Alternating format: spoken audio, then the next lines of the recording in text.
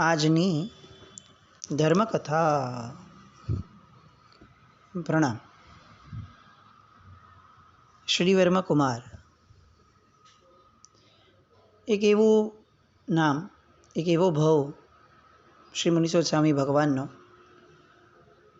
કે જે ભવની અંદરમાં તીર્થંકર નામકર્મ બંધાય એ પૂર્વે એમના ગુણોનો વિકાસ એમની ઉંમરના આધારે, એમની ઉંમરના અનુસારે એમના જીવનની અંદરમાં બહુ સ્પષ્ટપણે આપણે વર્તાઈ શકાય એવી રીતે થઈ રહ્યો છે. એમનું નાનપણ જે આપણે જોયું એમાં પણ ઉંમર સાથે તાલ મિલાવતો એમનો એ વિકાસ, ગુણ વિકાસ પણ સાવ નાની ઉંમરમાં ગંભીરતા, અને હવે જ્યારે યૌવન વય આવી છે એ સમયે યૌવનને અનુરૂપ એવું પરાક્રમ એ પણ એમનામાં પ્રગટે છે. બધું સાંભળી રહ્યા છે સભામાં બેઠા બેઠા. પેલા ચિત્રે હાલ આવેલા જે બે દૂતો છે એ રાજાને જે પણ વાત કરી રહ્યા છે વસંતશ્રીને લગતી, બધી સાંભળી રહ્યા છે. આપણે કલ્પના કરીએ, જેને પોતાને વરવા માટે પેલી કુંવરી નીકળી છે અને એ વરવા માટે નીકળ્યા પછીથી જે રીતે એની સ્થિતિ થઈ રહી છે, એની જે બધી વાતો થતી હોય, એ સમયે ફક્ત દ્રષ્ટા બનીને બેસ્યા રહેવું, રાજાની અને પિતાની આમન્યા જાળવવી, પિતા શું કહે છે એની રાહ જોવી, અને એક રાજવી તરીકે જ્યાં સુધી આ યુવરાજને કોઈ આદેશ ન અપાય અથવા બધી જ યોગ્યતા દેખાય, પાત્રતા દેખાય સમયની, અને એ સમયે વિનંતી કરાય, એક ક્ષણની રાહ જોવી, એ કેટલું દુષ્કર કાર્ય છે. આપણું ઉછાંછરાપણું આ બાબતની અંદરમાં વિચાર કરીએ તો એવું લાગે કે કોઈ પ્રવચન સાંભળવા બેઠા હોઈએ અને સામાન્યપણે આપણને જે છીછરું અને બહુ ક્ષુલ્લક જે જ્ઞાન છે, આપણને આમ તો જ્ઞાન પણ ન કહેવાય, માહિતી કહેવાય આપણી આગળ જે છે એને, પણ એ પણ જો ક્યાંકથી કોઈક મહાત્માના મુખની અંદરમાં આવીને વસે અને સાહેબ એ વાત કરે તો આપણે એટલા પણ ગંભીર નથી કે ભલે પદાર્થ આ છે મને ખબર છે, પણ આ મહાત્મા એને કઈ રીતે મૂકવાના છે એ મને ક્યાં ખબર છે. અને મૂળ મહત્તા મારી જાણકારીની કે માહિતીની નથી, મૂળ મહત્તા બોધની છે, જે આ મહાત્મા કંઈક અલગ રીતે જ આપવાના હશે એવું વિચારી અને ગંભીરતાપૂર્વક ચૂપ બેસવું અને નવા બોધને ગ્રહણ કરવા માટે અંદરથી કુતૂહલ વૃત્તિને જિજ્ઞાસા જન્માવી, આ જે આપણું કર્તવ્ય હોય એની જગ્યાએ મને આ ખબર છે, હવે આ થવાનું છે, હવે સાહેબ આ બોલશે, અરે ના સાહેબ આ કંઈક અલગ બોલે છે, આવું છે જ નહીં, મૂળ વાત તો આ જ છે. આવા બધા ઉદ્ગારો આપણા મુખમાંથી નીકળતા હોય. આપણા બધાની આ બહુ સાહજિક પરિસ્થિતિ છે.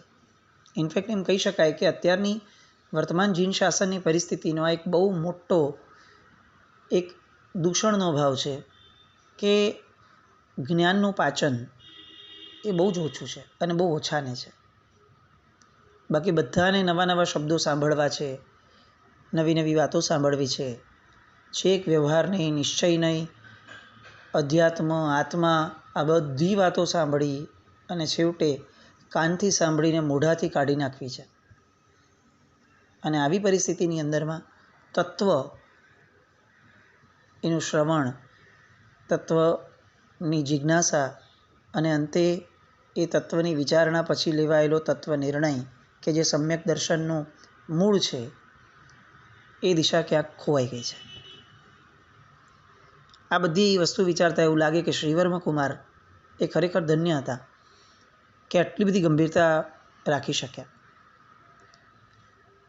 રાજનું કાજ પત્યું, શ્રીવર્મ કુમારે વિનંતી કરી અને રાજાએ અનુમતિ આપી. શ્રીવર્મ કુમાર હવે નીકળવાની તૈયારી કરે છે. એક આખો યોજનાબદ્ધ કાર્યક્રમ પોતાના મગજની અંદરમાં એમણે તરત ઘડી લીધો જાણે, અને બધા સામંતો અને સેનાપતિઓ બધાને ભેગા કર્યા અને ભેગા કરીને એમણે જાહેરાત કરી કે જુઓ, યોજના એવી છે કે અહીંયાથી ગુલખેડપુર જવાનું છે, 50 યોજનનો એ અંતર છે, તમે એવા એવી સાંઢણીઓ અને એવા ઘોડાઓ મને આપો કેટલાક, કે જેના પરથી એકદમ વાયુ વેગે હું 2 દિવસમાં ત્યાં પહોંચી જાઉં. તમે બધા જ બાકીના જે છે એ શાંતિથી આવો, મોટી સેના લઈને. સેનાને પાછળથી આવવા દો.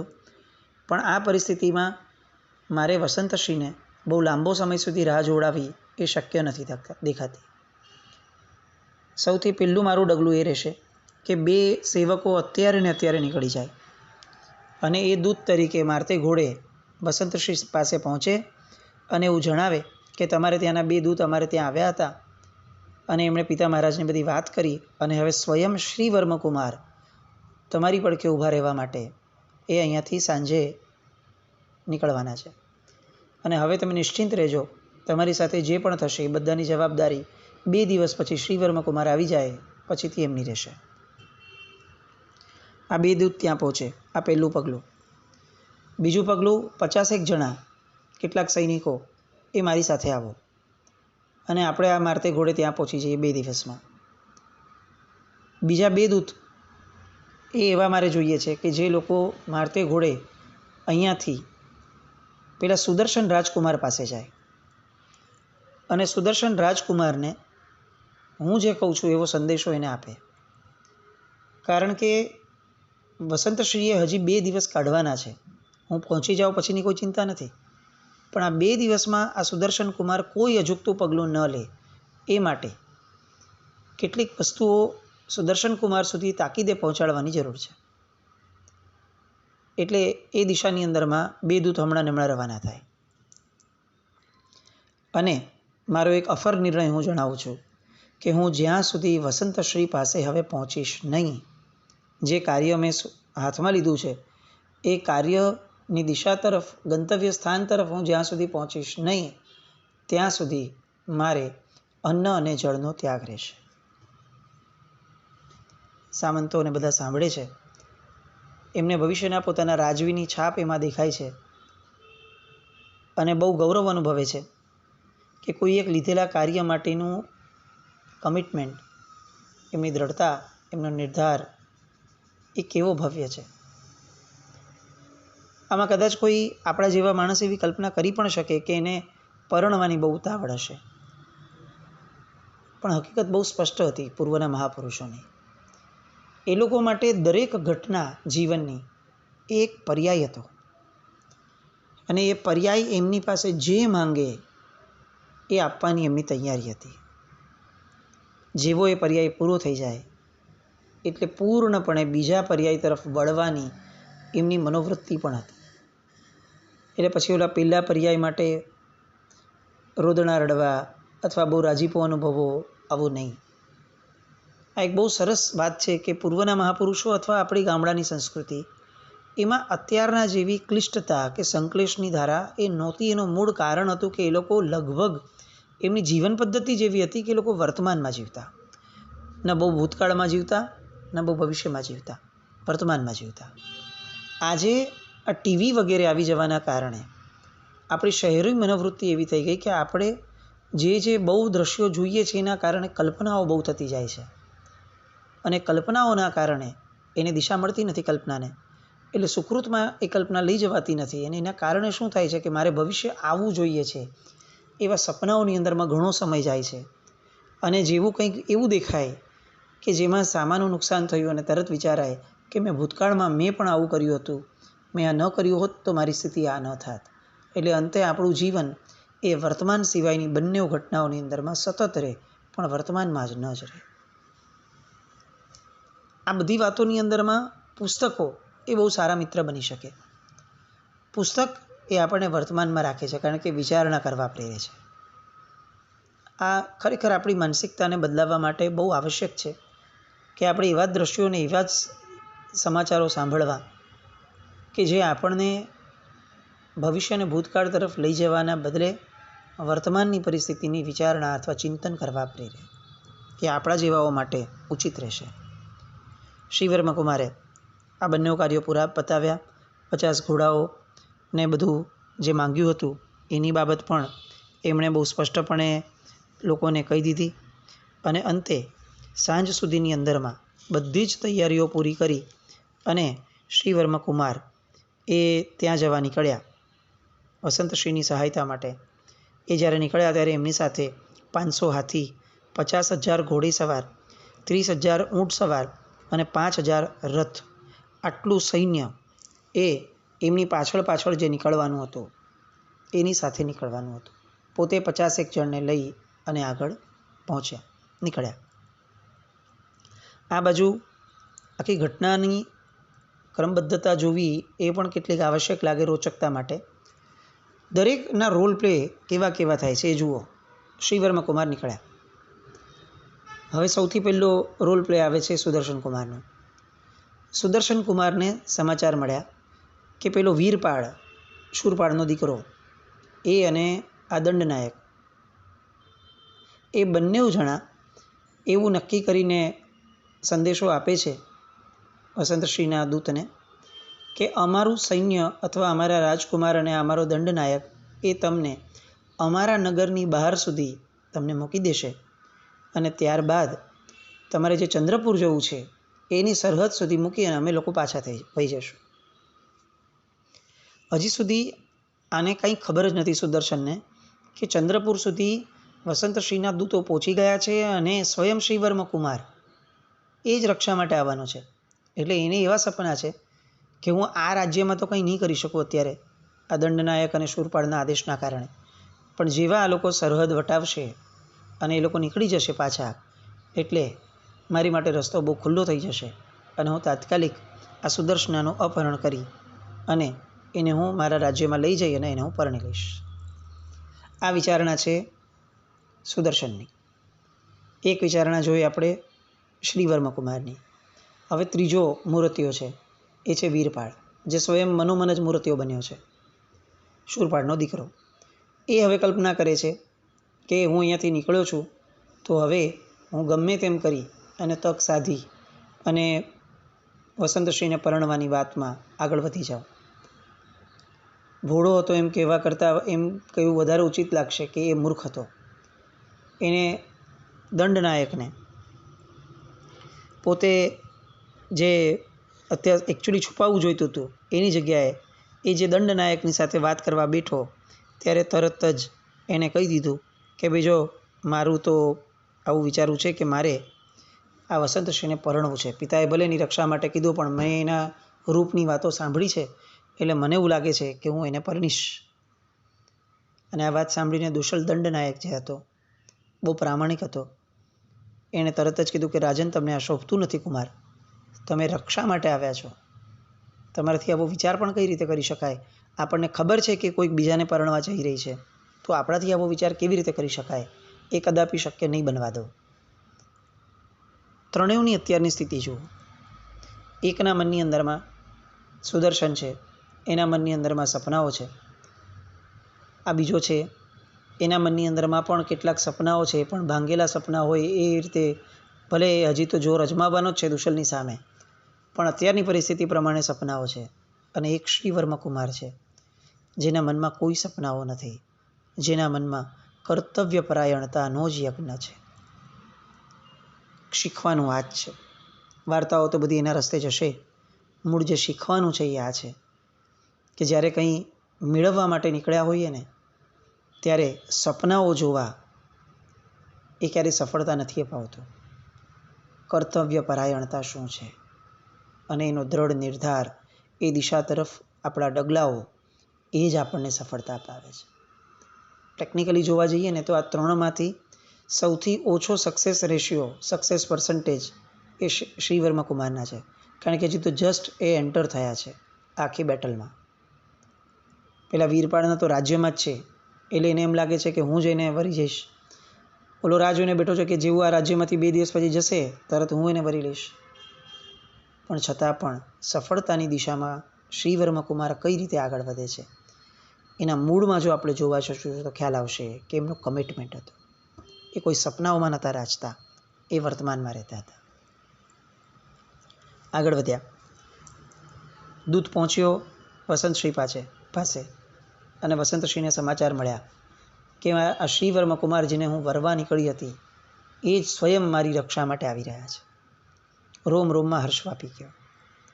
પણ પછી સમાચાર પણ મળ્યા કે જે દૂત આપણે મોકલ્યા હતા એમાંના કેટલાક દૂતોને આ સુદર્શનના સૈનિકોએ મારી નાખ્યા અને 2 જ દૂત બચ્યા હતા.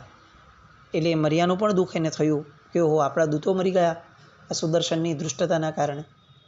પણ અંતે શ્રીવર્મકુમાર સ્વયં આવે છે તમને મળવા, એવા સમાચાર મળ્યા. એનો જે આનંદ હતો એ એમને રાજીપો અને ટાઢક આપવામાં સક્ષમ બન્યો. હવે વીરપાળ દુશલ દંડનાયકને લઈને આવે છે. એ પણ કેટલાક પેંતરાઓ રચે છે દુશલની સાથે કે ભાઈ ચાલો હું એને લગ્ન નહીં કરું એની સાથે, તમે કહો છો એ પ્રમાણે, પણ મેં એમના વિશે બહુ સાંભળ્યું છે કે બહુ રૂપાળા છે, મને કૌતુક છે, મને એકવાર એમને જોવા છે. દુશલ દંડનાયક એને ફરી ઠપકારે છે. રાજકુમાર છે છતાં પણ ઠપકારે છે કે જે રસ્તે આપણે જવું નથી એ રસ્તાનું નામ કેમ લેવું છે? જો ખરેખર આપણે એમની સાથે કોઈ સંબંધ નથી રાખવાનો, એમને ફક્ત આપણા રાજ્યની સીમાડા સુધી મૂકવા જેટલું આપણું કર્તવ્ય છે, તો એ જ પૂરું કરવું જોઈએ. એના સિવાયની વસ્તુઓમાં મનને ફંટાવા કેમ દેવું છે અને મન ફંટાય એવા નિમિત્ત કેમ ઊભા કરવા છે? પણ પેલાને એવું લાગતું હતું વીરપાળને કે ના ના, હું આવા કંઈક બહાને પણ હું પટાવી લઈશ દુશલને. એટલે જીદ કરે છે કે ના ના ના, આપણે ગમે તેમ કરીને એને મળવું તો છે જ. એક કામ કરીએ, આપણે એક સૈનિકને મોકલીએ અને એને કહીએ કે તું સ્વયં વસંતશ્રી પાસે જઈ અને એને કેટલોક સંદેશો મોકલી આવો. એ બહાને એ એને જોઈ આવશે અને એના રૂપનું વર્ણન મને કરશે તો પણ મને સંતોષ થઈ જશે. દુશલ પાસે વિકલ્પ નથી, કારણ કે રાજકુમાર છે. કેટલીક વસ્તુઓમાં કંઈ સાવ નકારી શકાય એવું હતું નહીં. દૂતને મોકલ્યો અને સંદેશો આપીને કીધું કે હવે અમારા રાજકુમાર વીરપાળ તમારી રક્ષા માટે આવવાના છે, વગેરે વગેરે વાતો કરી. પાછો આવ્યો અને વીરપાળને એના રૂપનું વર્ણન કર્યું. એને એમ કહ્યું કે આ જગતની અંદરમાં જો કોઈ શ્રેષ્ઠતમ સૌંદર્ય છે તો એ વસંતશ્રી છે. કોઈ દેવીનું મંદિર હોય અને એમાં દેવીની મૂર્તિ કંડારી હોય અને સૌંદર્યની પરાકાષ્ઠાઓ ઊભી થઈ હોય અને તેમ છતાં પણ જે સૌંદર્ય અધૂરું લાગે એવું સૌંદર્ય એ આ વસંતશ્રીનું પોતાનું છે. બધું સાંભળે છે, એક એક વસ્તુઓ સાંભળે છે. અને હવે આ વીરપાળના મનની અંદરમાં લાડુ ફૂટવા લાગ્યા. વજ્રાયુધા દેવીના મંદિર પાસે આ વસંતશ્રીના ઉતારા છે. આ બધું સાંભળ્યું અને હવે એણે ઈચ્છા ઊભી કરી કે હવે દુશલને મારે કઈ રીતે આટામાં લેવો. એટલે એમ કહે છે દુશલને કે એક કામ કરો, આટલું સરસ સાંભળ્યું છે ને તો હવે છેવટે એકવાર મારે એમને જોઈ લેવા છે. બસ મારે ખાલી જોઈ જ લેવા છે, મારે કાંઈ કામ નથી. બાકીની બધી રક્ષાનું કામ આપણે કરશું, પણ એકવાર મારે અમને જોઈ લેવા છે. મને કૌતુક થયું છે.